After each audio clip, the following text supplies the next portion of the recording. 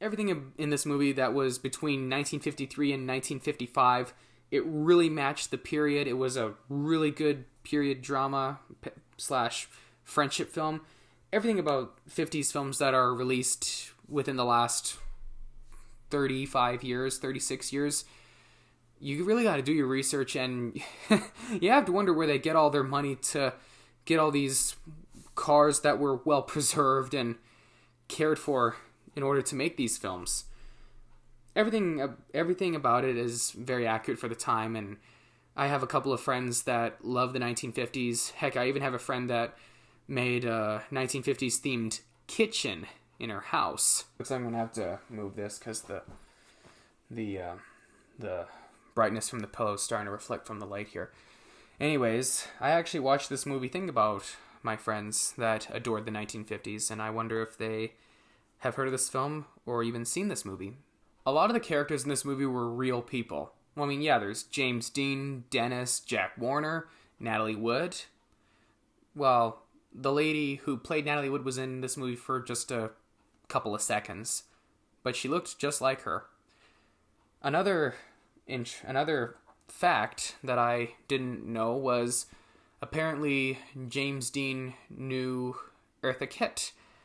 And in an interview with Eartha Kitt, which I've placed at the bottom of this video, you can see that Eartha Kitt and James Dean were quite close, and she really did care for him.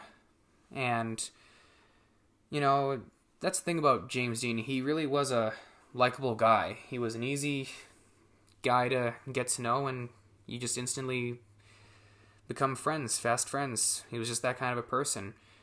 And it just shows you how well liked he was from many other actors in show business. And anyways, the actress who played Eartha Kitt, she was great.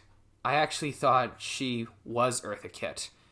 Well, I mean, her voice didn't match Eartha Kitt, of course, but she certainly looked like her, and I mean that for a fact. I really like, my all-time favorite scene in this entire film is when Jimmy returns home to Fairmont, Indiana to be with his aunt, uncle, cousin Marcus, and his grandparents.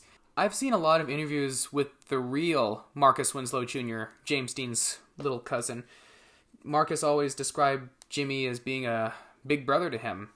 You know, even though they were cousins, it's nice when a cousin has that kind of brother relationship, you know? And it really made me feel like I was watching my family, you know? Because I come from a very close family myself.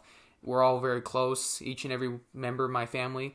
And watching that scene just reminded me of all the good dinners that I had with my own family. So, yeah, that's why I like that scene. Just reminds me of my own family. So, Life. I don't mind it. It's not the best film or biography of James Dean. Well, actually, I wouldn't say it's a biography. I'd say it's a small biography about the friendship between Dennis and Jimmy. Sorry, Dane DeHaan, but I gotta stick with James Franco as James Dean. He was... I think James Franco was James Dean. He deserved that Golden Globe.